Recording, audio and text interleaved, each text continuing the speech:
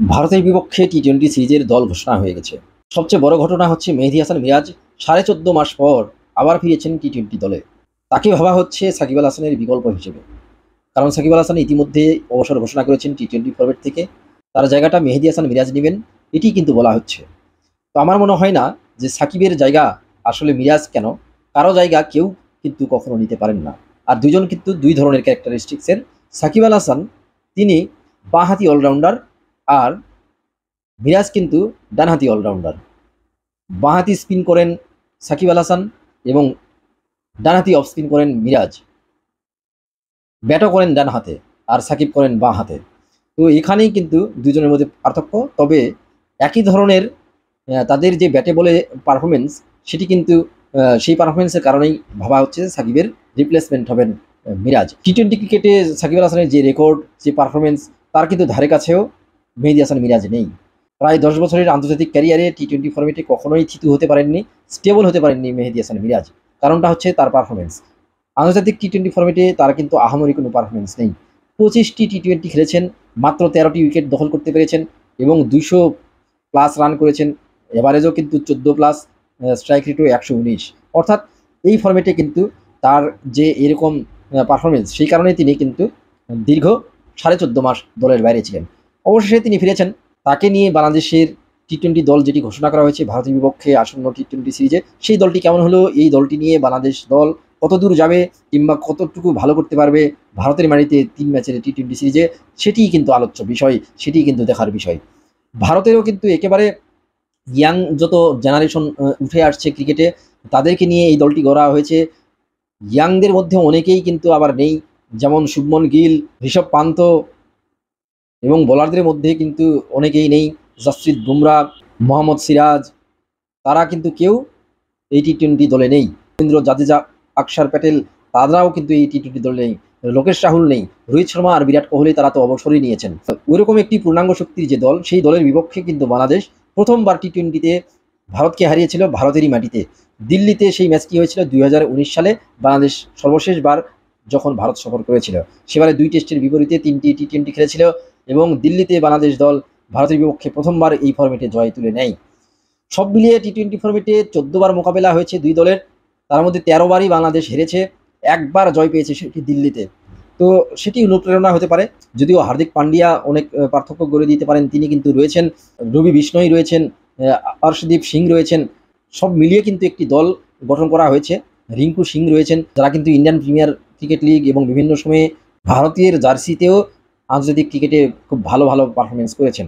তো আমার মনে হয় যে যারা নেই তাদের পরিবর্তে যাদেরকে নেওয়া হয়েছে, তারাও কিন্তু খুব চ্যালেঞ্জিং একটি দল, তাদেরকে নিয়ে খুব চ্যালেঞ্জিং একটি দল এবং খুব কঠিন একটি দল ভারত। তাদের বিপক্ষে তাদের মাটিতে খেলে জেতা খুবই কঠিন হবে বাংলাদেশ দলের জন্য। এরপরেও বাংলাদেশ দল যেহেতু একটু গোছানো দল এবং নতুন হিসেবে কিন্তু পারভেজ হোসেন ইমন এবং রাকিবুল হাসান তারা দলে ফিরেছেন, খুব বেশি ম্যাচ খেলেননি। বাকিরা কিন্তু নিয়মিত টি-20 দলে রয়েছেন এবং সর্বশেষ যে টি-20 বিশ্বকাপ বাংলাদেশ খেলেছে, সেই দল থেকে এই দুটি পরিবর্তনের বাইরে কিন্তু সৌম্য সরকার, তাকে বাদ দেওয়া হয়েছে এবং সৌম্য সরকার যে বাদ পড়েছেন তার পিছনে যথেষ্ট কারণ রয়েছে। এবছর 10টি টি-20 তিনি খেলেছেন এবং টি-20 ফরম্যাটে তিনি আহামরি কখনোই কিছু করতে পারেননি। ক্যারিয়ারে সব মিলে 85টি ম্যাচ খেলেছেন টি-20 ফরম্যাটে, মাত্র 5টি হাফ সেঞ্চুরি করেছেন। স্ট্রাইক রেট তার কিছুটা ভালো অন্যান্য ব্যাটারদের তুলনায় বাংলাদেশের, 122+। এভারেজ কিন্তু একেবারেই কম, মাত্র 17.5 এভারেজে তিনি ব্যাট করেছেন। তো সব মিলিয়ে এতগুলো ম্যাচ খেলার পরে এবং এই বছর 10টি টি-20 খেলার পরে তিনি আসলে আপ টু দ্য মার্ক, যেরকম পারফরমেন্স করলে দীর্ঘদিন দলে থাকা যায় কিংবা নির্বাচকদের নজরে থাকা যায়, দলে স্টেবল হয়ে থাকা যায়, সেই পারফরমেন্সটা সৌম্য সরকার করতে পারেননি, যার কারণে তিনি ছিটকে পড়েছেন। তার জায়গায় পারভেজ হোসেন ইমন, তিনি যেহেতু সম্প্রতি অস্ট্রেলিয়া সফরে গিয়ে বাংলাদেশ এইচপির হয়ে দুর্দান্ত খেলেছেন, সে তারই পুরস্কার হিসেবে তাকে দলে ফেরানো হয়েছে। আর রাকিবুল হাসান জায়গা পেয়েছেন, মূলত তানভীর ইসলাম ছিলেন, তিনি বাঁহাতি স্পিনার, কিন্তু তার বাঁ হাতেই কিন্তু ইনজুরিতে তিনি পড়েছেন, যার কারণে তাকে বাদ দিয়ে রাকিবুল হাসানকে নেওয়া হয়েছে। মেহেদী হাসান মিরাজ এসেছেন, আরেকজন কিন্তু অফ স্পিন অপশন রাখা হয়েছে শেখ মেহেদী হাসানকে, তিনিও তো দলে রয়েছেন। তো মাত্র 3টি চেঞ্জ বিশ্বকাপের যে টিম ছিল সেই টিমে, বাকি 12 জনই কিন্তু রয়েছেন, টিকে গেছেন। তো আমার মনে হয় যে খুব ব্যালেন্সড একটি দল হয়েছে এবং টেস্ট খেলছেন যারা ভারতের মাটিতে ইতিমধ্যে, তার মধ্যে কিন্তু 5 জন ইতিমধ্যেই ভারতে অবস্থান করছেন। অধিনায়ক নাজমুল হোসেন শান্ত, লিটন কুমার দাস, মেহেদী হাসান মিরাজ, তাসকিন আহমেদ এবং জাকির আলী অনেক। অনেক যদিও এখন পর্যন্ত কোনো টেস্ট খেলেননি, টেস্ট টিমের সাথে তিনি ভারতে অবস্থান করছেন শুধু, বাকি 4 জন কিন্তু টেস্ট খেলেছেন। আমার মনে হয় যে টেস্ট থেকে সুইচ করার ক্ষেত্রে কারোই কোনো সমস্যা হবে না, কারণ নাজমুল হোসেন শান্ত, লিটন কুমার দাস তারা কিন্তু পরীক্ষিত, এবং লিটন কুমার দাস যেহেতু সবসময় আক্রমণাত্মক মুডেই ব্যাট করে থাকেন, তার কিন্তু টেস্ট থেকে টি-20 ফরম্যাটে সুইচ করার জন্য খুব বেশি বেগ পেতে হবে না আমার মনে হয়। আর বোলারদের ক্ষেত্রে যদি বলতে হয়, তাসকিন আহমেদ, তারও কোনো সমস্যা হওয়ার কথা নয়। অলরাউন্ডার মেহেদী হাসান মিরাজ যেভাবে টেস্ট এবং ওয়ানডে ক্রিকেটে নিয়মিত পারফর্মার হিসেবে নিজেকে প্রমাণ করেছেন, এবং সর্বশেষ টি-20 বিশ্বকাপ থেকে বাদ করেছেন, 14 মাস তিনি যথেষ্ট স্কিল নিয়ে কাজ করেছেন, বাংলাদেশ টাইগার্সের ক্যাম্পে ছিলেন, এককভাবে তিনি কোচ নিয়ে কাজ করেছেন, সব মিলিয়ে তার স্কিলটা ডেভেলপ হয়েছে বলে আমার মনে হয়। এখন সেটি দেখানোর অপেক্ষা। তো সব মিলিয়ে আমার মনে হয় যে ভারতের বিপক্ষে এইবারের টেস্ট সিরিজে বাংলাদেশ দারুণ কিছু করবে, এমনটাই প্রত্যাশা শুধু আমার নয়, সকলেরই কিন্তু রয়েছে। এই টি-20 সিরিজ শুরু হবে 6 তারিখে গোয়ালিয়রে প্রথম ম্যাচ, 6 অক্টোবর, এবং 9 অক্টোবর দিল্লিতে দ্বিতীয় ম্যাচ, 12 অক্টোবর তৃতীয় ম্যাচ কিন্তু হায়দ্রাবাদে। আর এই সিরিজের জন্য বাংলাদেশের বাকি ক্রিকেটাররা যে 10 জন মঙ্গলবারে রওনা দিবেন, তারা কিন্তু অনেক অনেক প্রস্তুতি নেওয়ার সুযোগ পেয়েছেন, পর্যাপ্ত পরিমাণে প্রস্তুতি নিয়েছেন তারা।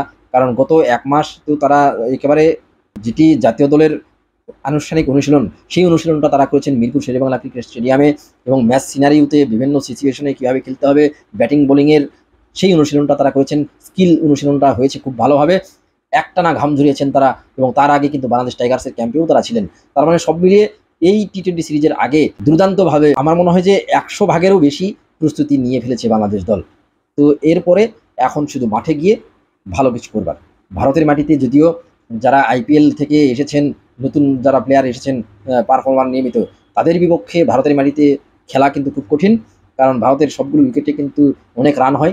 এখানে বোলারদের জন্য অনেক চ্যালেঞ্জ থাকে। আমার মনে হয় যে শরীফুল ইসলাম, তাসকিন আহমেদ, মুস্তাফিজুর রহমান এবং তানজিম হাসান সাকিব, তারা খুব ভালো বোলিং করবেন, এটিই প্রত্যাশা। এবং রিশাদ হোসেন বিশ্বকাপে যে পারফর্ম করেছেন, সেটি যদি তিনি ধরে রাখতে পারেন, আমার মনে হয় যে ভারতের বিপক্ষে দারুণ একটি সিরিজ হতে যাচ্ছে। ধন্যবাদ সবাইকে।